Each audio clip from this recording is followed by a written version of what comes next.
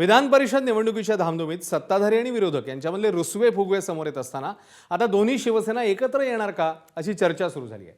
छत्रपती संभाजीनगर जालना विधान परिषदेच्या जागेवरून नाराज झालेल्या सत्तारांनी भाजपवर आगपाखड केली। तसंच दोन्ही शिवसेना एकत्र येण्याबाबत सकारात्मक असल्याचे म्हटलं। त्यानंतर ठाकरेंच्या शिवसेनेचे आमदार अंबादास दानवेंची गळाभेटही त्यांनी घेतली। तशातच ठाकरेंच्या शिवसेनेचे खासदार संजय राऊत यांनी आज एक वक्तव्य केलं, ज्यामुळे सगळ्यांच्याच भुवया उंचावल्या आहेत। संजय राऊत यांच्या वक्तव्याने महाराष्ट्राच्या राजकारणात आता नवीन कलाटणी मिळणार का असंही बोललं जातंय। तर शिवसेनेचे प्रवक्ते नरेश म्हस्केंनी मात्र राऊतांना टोला लगावलाय।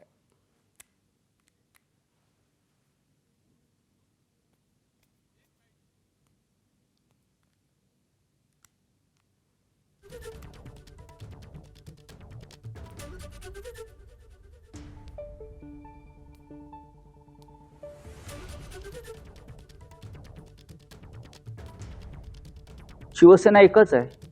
मी कालही म्हणालो, दोन शिवसेना असूच शकत नाहीत ना।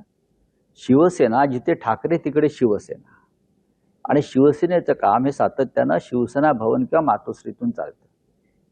जिथे ठाकरे नाहीत ती शिवसेना कशी असणार मला सांगा।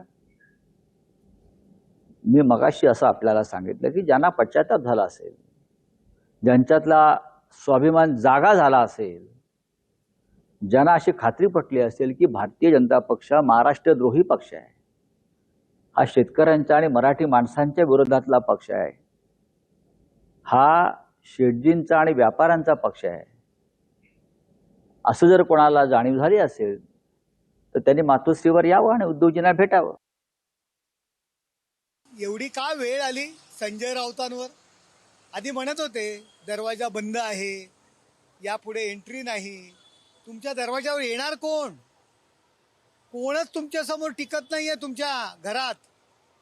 आणि कोण म्हणते दानवे हा तुमचा माणूस आहे ना, त्याच्यावर ही म्हणण्याची वेळ का आली?